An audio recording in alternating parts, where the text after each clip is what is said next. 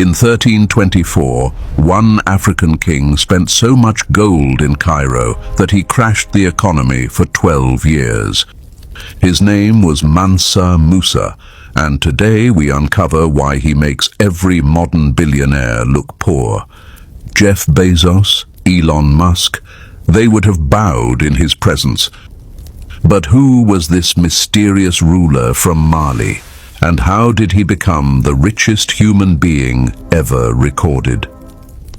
Tonight, on Silent Dynasties, we unravel the story of a man whose power stretched across deserts, whose gold turned cities into legends, and whose legacy still glitters beneath the sands of West Africa. The Mali Empire rose in the 13th century, a titan forged from the ashes of Ghana's collapse.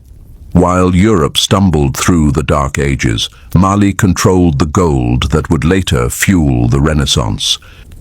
It sat on the arteries of trans-Saharan trade: salt, copper, ivory, textiles, horses, and enslaved people. Gold dust flowed through Mali like blood. Into this world stepped a man named Musa Keita, a regent, not a king. He ruled temporarily while Emperor Mansa Abu Bakr II prepared a final voyage into the Atlantic, a voyage from which he never returned. When Abu Bakr vanished in 1312, Musa ascended the throne, and over the next 20 years, he would transform Mali into the wealthiest kingdom on earth. Mansa Musa understood a truth few rulers grasped. Real power comes not from hoarding wealth, but from controlling its movement.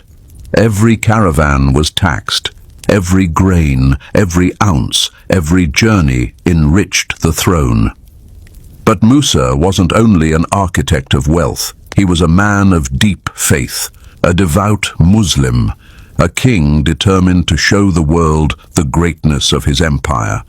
And in 1324, he made a choice that would shake continents. He would go on Hajj not as a pilgrim, but as a phenomenon.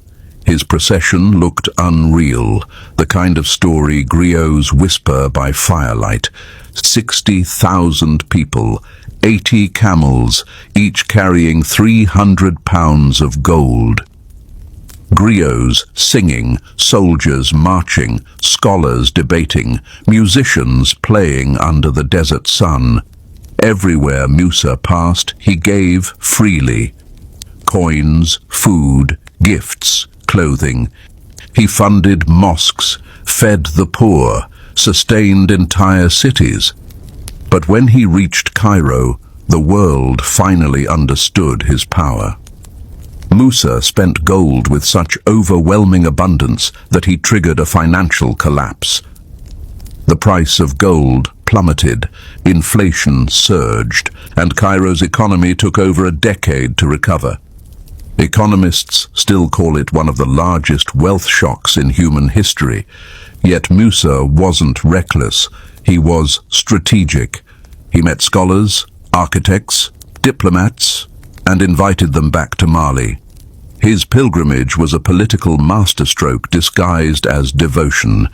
Before we see how Musa transformed Timbuktu into the Harvard of Africa, if you're enjoying these untold African stories, smash that subscribe button. And check out our deep dive on King Ezana, the ruler who made Christianity African. When Musa returned home, he brought back more than memories. He brought intellectual firepower. He commissioned the Jinguereber Mosque, designed by Andalusian architect Abu Ishaq al-Sahili. He founded libraries, madrasas, and Sankaran University. He imported scholars from Cairo, Mecca, and Fez. Under Musa, Timbuktu became one of the greatest centers of knowledge on earth. A beacon of manuscripts, astronomy, mathematics, theology, and law. His wealth wasn't just gold, it was culture, strategy, spirituality, vision, a civilization sculpted from intellect and faith. Modern estimates place Mansa Musa's fortune above $400 billion. But even that might be small. He controlled nearly half of the world's known gold supply. He shifted global markets without ever touching European soil. European maps portrayed him long before Africa's geography was fully drawn, a king seated on a golden throne, holding a nugget the size of a fist. Yet somehow, his story was nearly erased, buried by colonial narratives, lost beneath centuries of silence. Mansa Musa died around 1337, leaving behind a kingdom unmatched in wealth and influence. To Mali, he remains a righteous ruler. To the Islamic world, a patron and scholar. To history, proof that Africa was never a land waiting to be discovered, but a continent of empires, gold, faith, civilization, power. Mansa Musa wasn't an exception. He was a reflection of what Africa once was and what it can become again. So tell me, what made Mansa Musa truly powerful? The gold or the vision? Drop your thoughts in the comments. And if you want more stories they never taught you in school, watch our video on Samurai Touré, the African emperor France tried to erase. Silent dynasties, history that echoes.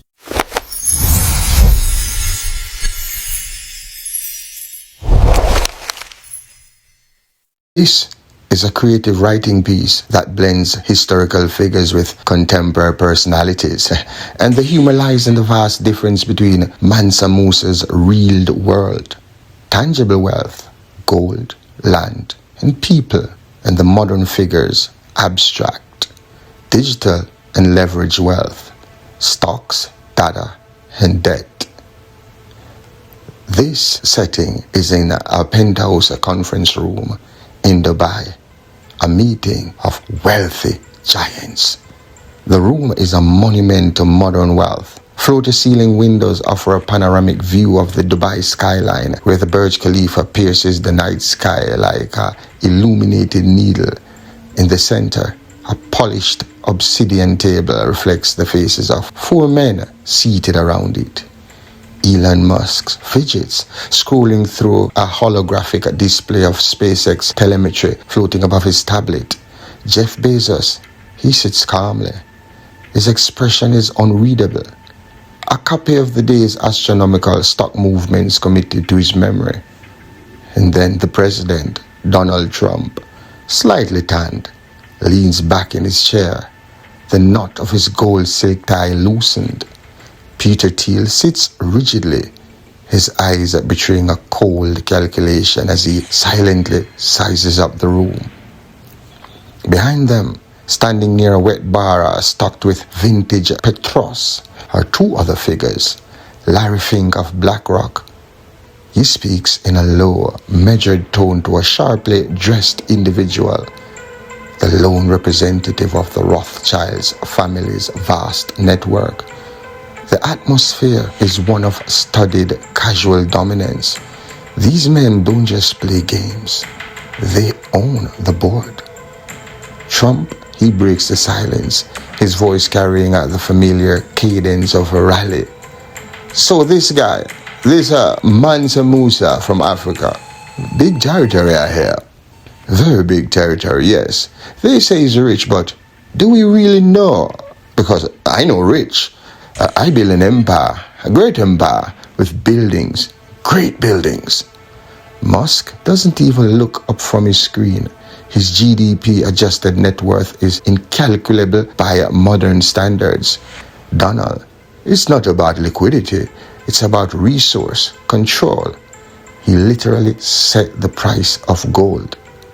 Besos offers a thin smile. Resource control is one model, but it's not scalable like a platform. He controlled minds. We build ecosystems. Now there's a difference, said Besos. Then Peter Thiel speaks for the first time, his voice quiet. The difference is leverage. He had subjects. We have users. He had gold, but we have data. Gold is heavy, but data is light.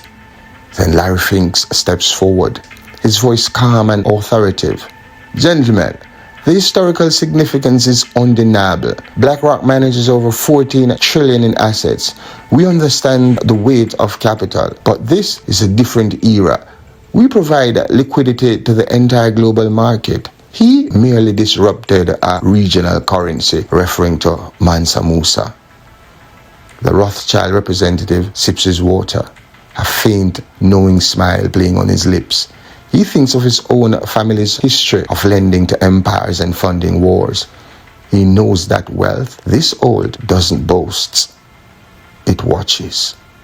And suddenly, a shift in the air, a change in pressure. The elevator doors at the end of the hall slide open with a sound. The conversation immediately dies. He doesn't wear a suit. He wears flowing robes of immaculate white and gold that seem to absorb and reflect the light simultaneously.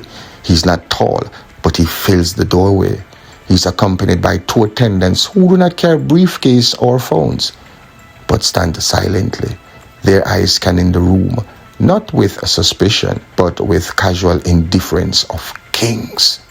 Mansa Musa, the 9th Mansa of the Mali Empire, steps into the room. He doesn't walk so much as a process, his presence carrying the weight of a 1,000-year dynasty. He looks at the holographic display floating above Musk's tablet, and then he looks at the city lights twinkling below. And he looks at the 4 men at the table, and then at Fink and the Rothschild heir by the bar.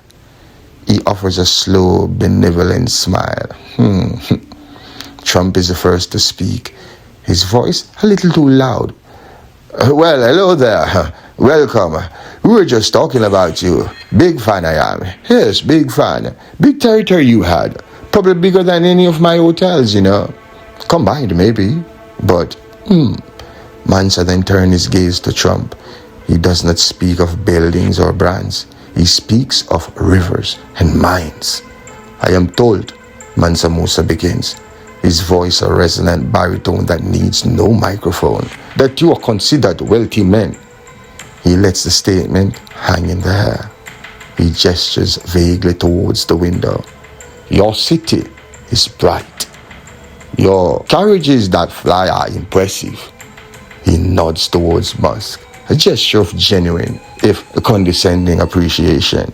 Then his eyes land on the Rothschild representative, a flicker of recognition. Your family, I am told, learned the art of banking in the ghettos of Europe and lent to kings. A useful skill, a humble beginning. He then looks at Larry Fink. And you gather gold of others and move it on paper. A valuable service. And finally, his gaze sweeps over the 4 at the table. Musk, Besos, Trump, and Peter Thiel. But tell me, Mansa Musa says, his smile widening just a fraction, revealing a flash of white teeth. You build electric carriages. You sell trinkets in boxes from the sky. You own buildings with your names on them. You bet on ideas. He clasps his hands behind his back. When I traveled to Mecca, he continues, his tone becoming conversational, I did not have an initial public offering. I did not seek a venture capital. I did not use leverage.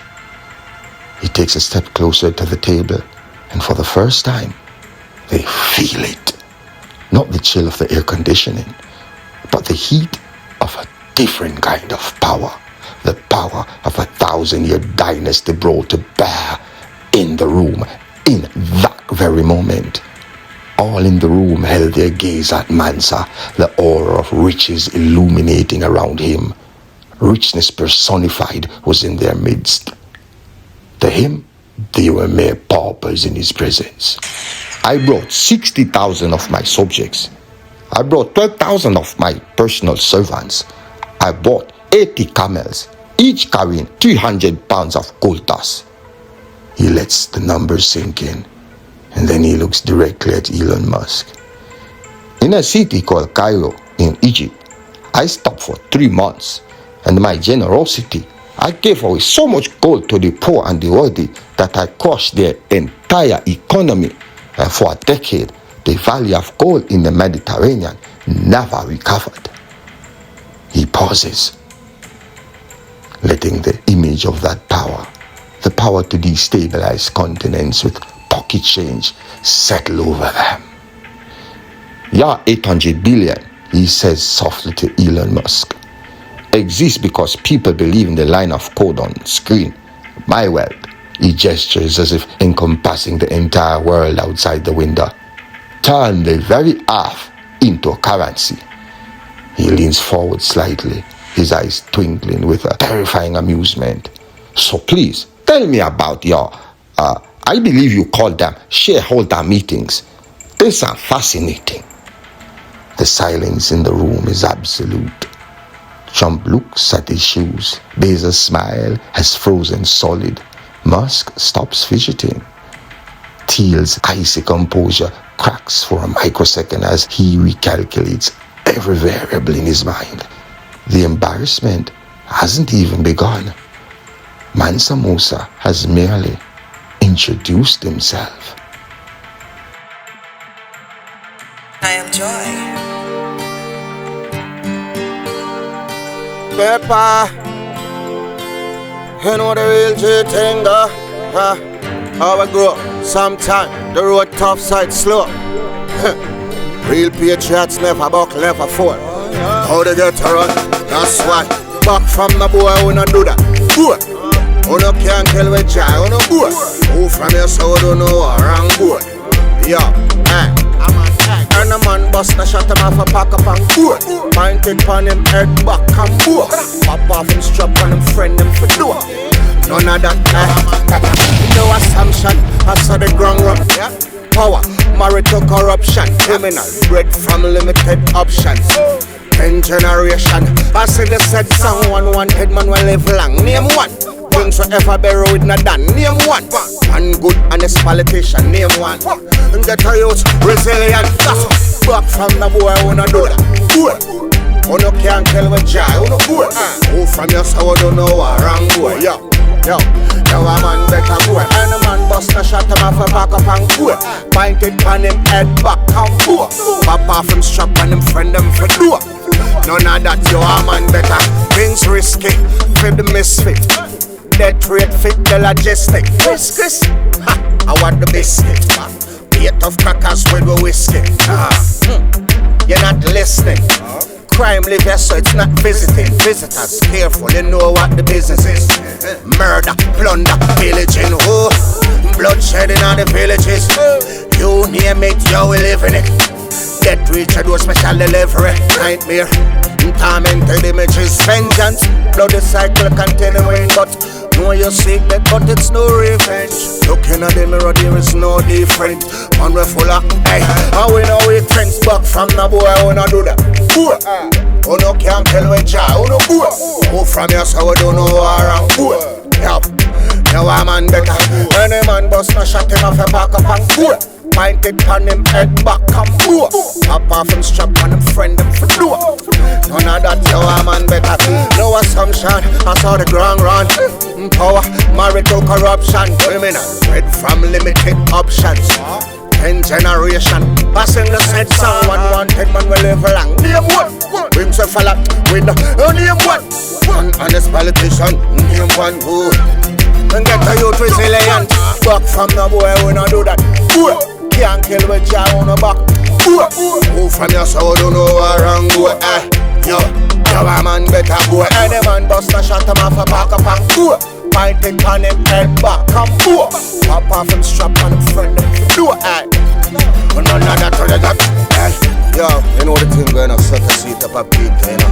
Hey man, take your time man. Boy, man. Man to them pepper.